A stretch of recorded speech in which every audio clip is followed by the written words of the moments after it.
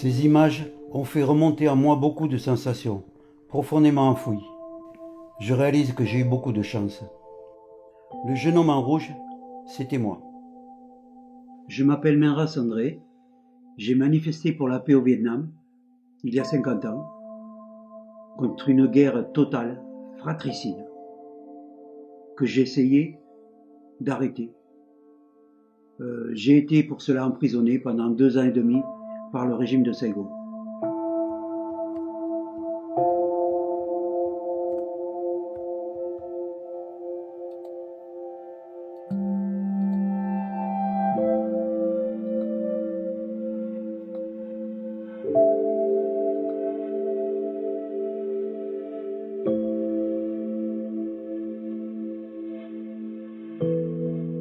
Je suis arrivé à Saigon en septembre 1968. J'ai d'abord été nommé à Da Nang pour enseigner dans la classe consulaire. Puis, le conseiller culturel ayant eu des informations selon lesquelles je parcourais les campagnes à moto et que ma curiosité était dangereuse, il me rappela à Saigon pour l'année scolaire 1969-1970 avec un poste au lycée Léquidon, ex-Jean-Jacques Rousseau. Quand je suis parti pour le Vietnam, n'ayant vu la guerre qu'à la télévision en France et entendu les commentaires qui en étaient faits, j'étais plutôt du côté américain.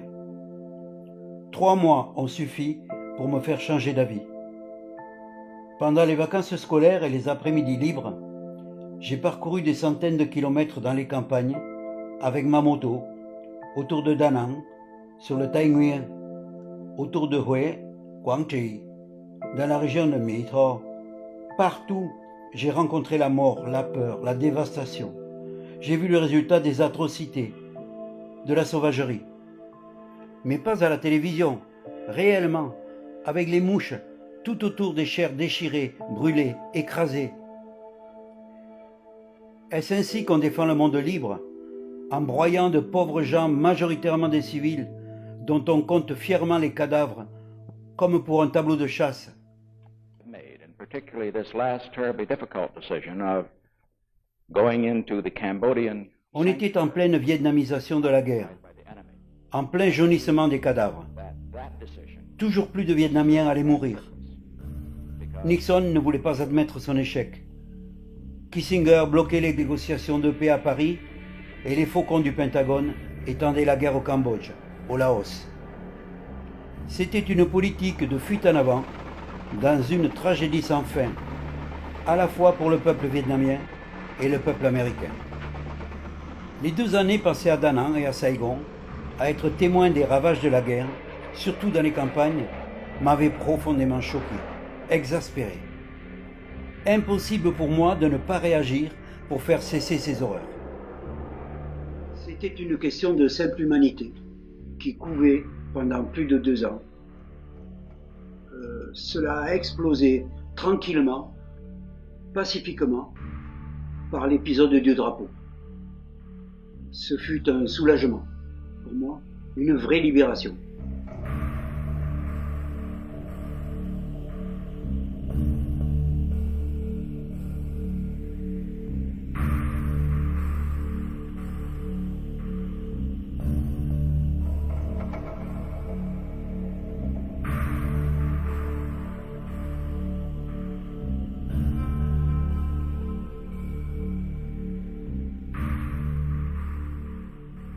Nous sommes sur la statue depuis près de 30 minutes. Mon partenaire Jean-Pierre Debris est en noir et tient le drapeau. Notre but est de tenir le plus longtemps possible. Les gens sont stupéfaits, figés dans l'attente, car la scène est surréaliste. Au pied de la statue, une quarantaine de policiers en civil arrivaient très vite et quelques journalistes informés quelques minutes plus tôt. Les policiers commencent à nous lancer de grosses pierres pour nous déloger. Je suis très concentré à éviter les pierres arrivant de toutes parts. Mais j'ai le clair souvenir d'un passant européen, corpulent, en chemise blanche, qui m'insulte en anglais avec un fort accent français. « Son of a bitch !» Je lui fais signe de la main de passer son chemin. Un policier escalade de mon côté pendant qu'un groupe d'autres arrache le drapeau à Debris. Le drapeau arraché, il n'y a plus de raison de tenir. Il s'agit maintenant de se protéger le plus possible. Le policier de mon côté sort un col de sa poche et me le présente sur la tempe comme je m'apprête à sauter. Une voix crie « Dung bang !» Je saute et tombe sur mes deux jambes. Debris est poussé en bas et tabassé. De mon côté, j'essaie de me protéger la tête et les côtes avec les bras quand j'entrevois le Français qui m'insultait. Je l'empoigne à bras le corps et blottis ma tête contre son ventre. Des minutes interminables suivent, avec la pluie de coups sur le crâne avec de grosses pierres. Je vais m'évanouir lorsque des mains m'arrachent au Français vers une Jeep.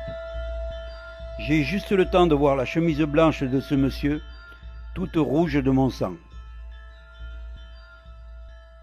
En quelques minutes, je me retrouve à l'hôpital, rue Leloy, 9 points de suture au cuir chevelu, mais vivant et soulagé.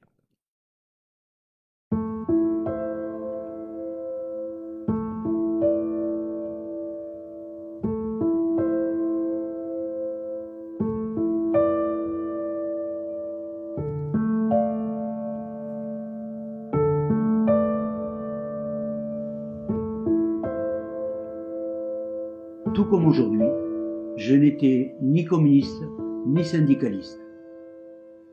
J'étais simplement un jeune enseignant français, républicain, qui aimait la vie, dans la paix, dans le respect des autres. Finalement, ce qui m'importait par cette action, c'était de contribuer efficacement à arrêter cette sale guerre.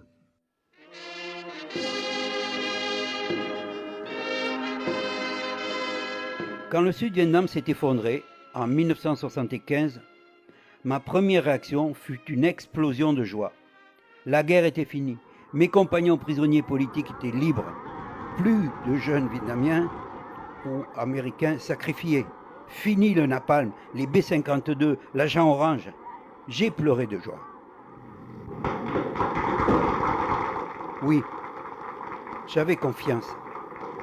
J'étais sincèrement convaincu que le nouveau pouvoir œuvrerait pour une nouvelle société de réconciliation nationale, respectueuse des gens, surtout des pauvres.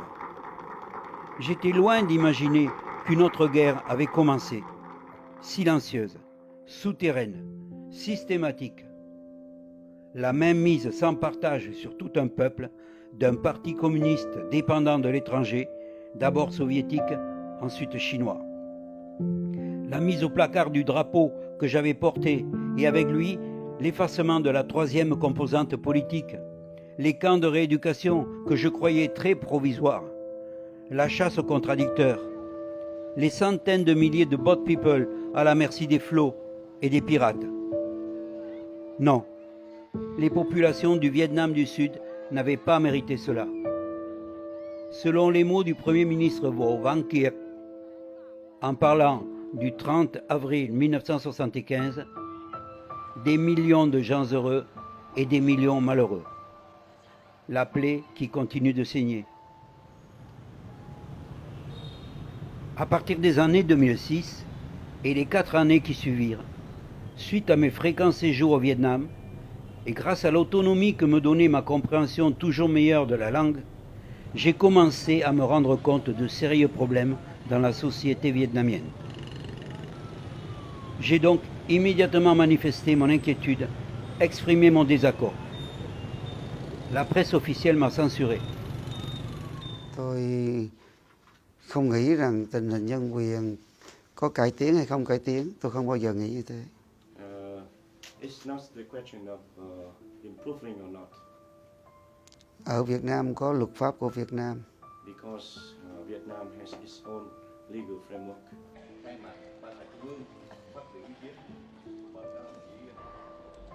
Ce régime a confisqué les espoirs de la révolution libératrice promise.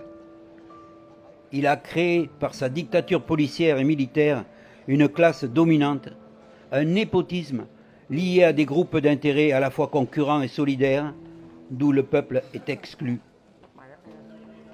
Et quand le peuple résiste et se révolte, il devient l'ennemi et se fait massacrer et écraser, comme à Dom Tam. Rối loạn mất ổn định thì không xây dựng phát triển được.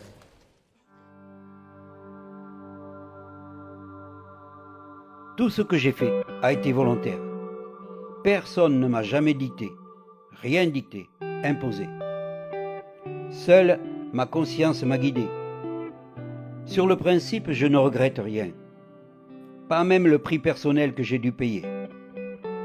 Mes seuls regrets vont d'abord à la douleur que j'ai imposée à mes parents, à mes proches. Ces regrets vont aussi à ces millions de Vietnamiens innocents qui ont dû fuir leur terre, leur pays, pour une vie de déracinement. Ils vont aux millions de ceux qui souffrent aujourd'hui de ce régime policier, dictatorial, que, naïvement et sans m'en douter une seconde, j'ai contribué à mettre en place. Quand je suis arrivé de France, je n'étais qu'un grand enfant.